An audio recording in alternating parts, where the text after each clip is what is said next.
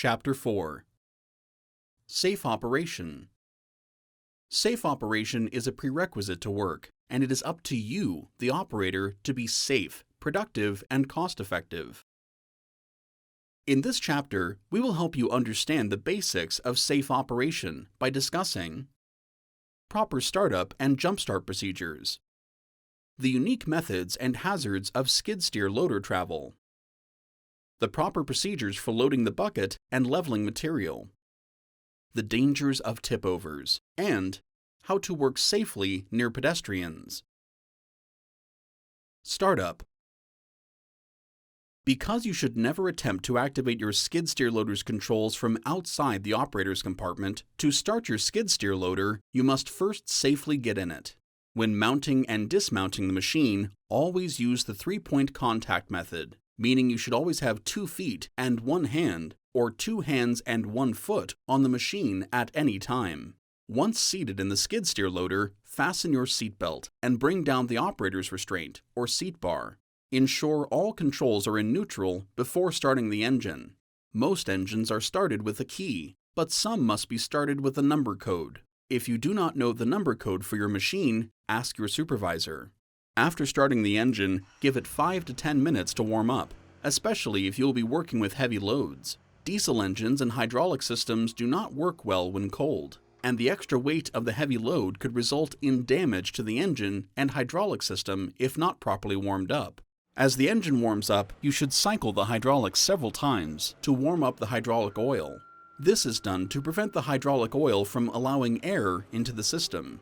When you are ready to proceed with operation, remember that you must not leave the operator's seat while the engine is on. You must also always keep your seat belt fastened, the seat bar lowered, your feet on the pedal controls, and all body parts inside the cab during operation.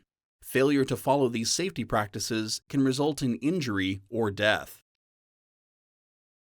Jump starting. If your skid steer loader's battery is low on charge, you may encounter a situation where you must jumpstart your machine. The procedure for jumpstarting skid steer loaders is very specific and may vary depending on the manufacturer, so consult your operator's manual before attempting. Travel. Skid steer loaders are unique in how they travel. Skid steer loaders are capable of zero radius or pirouette turning, which makes them extremely maneuverable and valuable for small footprint application. Each side of the machine is independent of the other, meaning speed and direction of the wheel's rotation determine which way the loader will turn. Therefore, in order to travel without incident, you must be aware of the skid steer loader's steering controls. Steering levers or joysticks are used for controlling the direction of the skid steer loader. These levers are known as positive controls, meaning if you move them slowly, you will move slowly, and if you move them quickly, you will move quickly. Therefore, you only need to push the levers as quickly as you are comfortable with the machine moving. The number of levers or joysticks used for travel and steering will depend on the model of your skid steer. For instance, H-pattern skid steer loaders use 2 levers or joysticks simultaneously, while isolated or ISO skid steer loaders only have 1 steering lever or joystick. For forward travel using H-pattern controls, you will need to push both levers forward. Start by pushing the controls forward only slightly for slow travel. Then you can increase your travel speed by slowly moving the controls forward. For maximum breakout force, increase the engine's RPM. It's recommended that you operate at 3/4 to full throttle, as you will get better results in steering, loading, traveling, and unloading the bucket. To reverse using H-pattern controls, pull both levers backwards. When you need to turn, move one control further forward than the other. To turn left, move the right lever further forward. To turn right, move the left lever further forward. If you need to make a fast turn, push one lever forward while pulling back on the other. Traveling and steering with ISO controls work using the same concepts as H-pattern, but you only have 1 lever or joystick to use. When you want to travel forward, push the lever forward. Remember to push the controls forward slightly for slow travel, then slowly increase your travel speed by moving the controls further forward. When you want to go backwards, pull the lever back. When you need to turn, move the lever in the direction of travel. If you need to make a fast turn, push the lever quickly in that direction.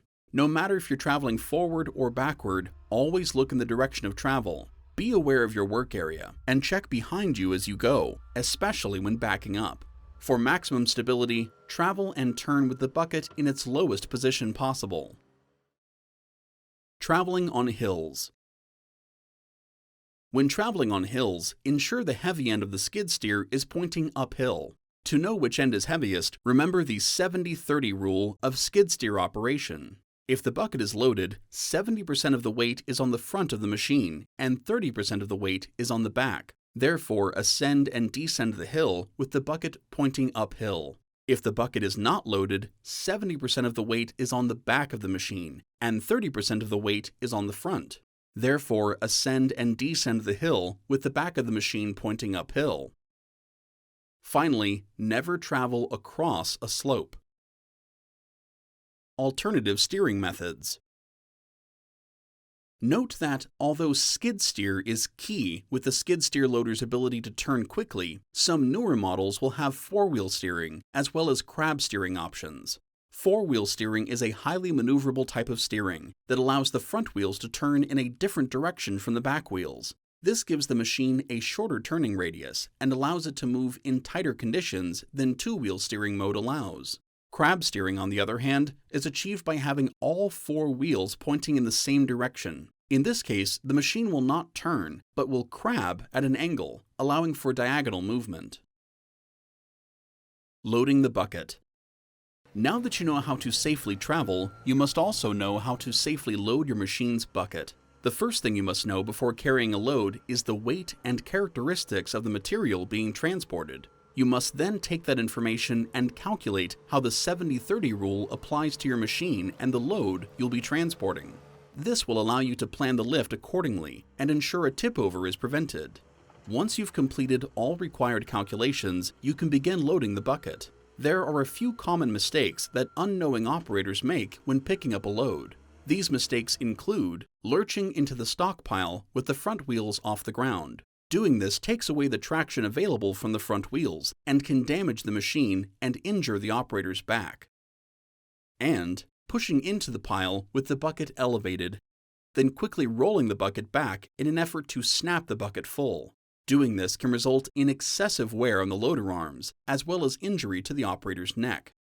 To load the bucket properly, you must drop the bucket with its cutting edge slightly tilted in. Do not lift the front wheels off the ground, or else you will lose breakout traction. Apply 3/4 to full power until the engine RPM starts to drop. Lift the loader arms slightly, and finally, curl the bucket back until it's full.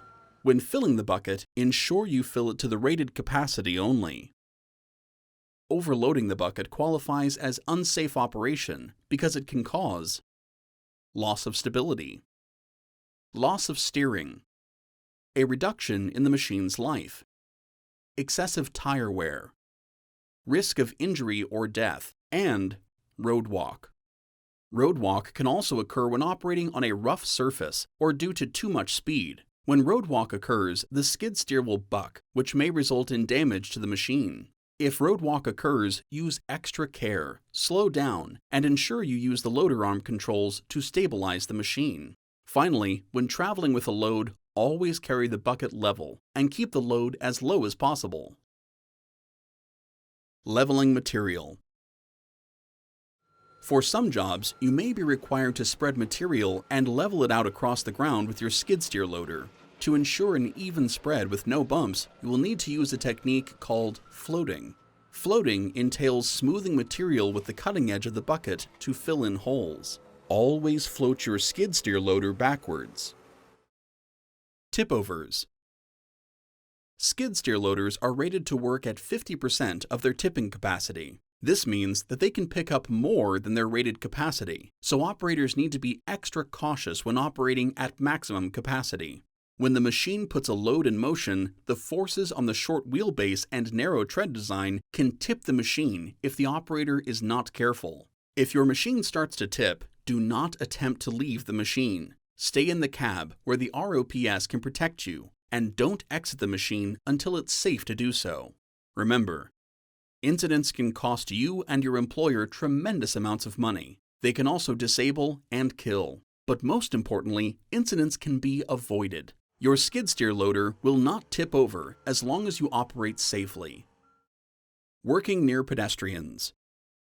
Because of the skid steer loader's ability to turn in tight areas and its many pinch points and rotating parts, the machine is inherently dangerous when working in close proximity to pedestrians. Therefore, you must keep bystanders and co-workers at a safe distance.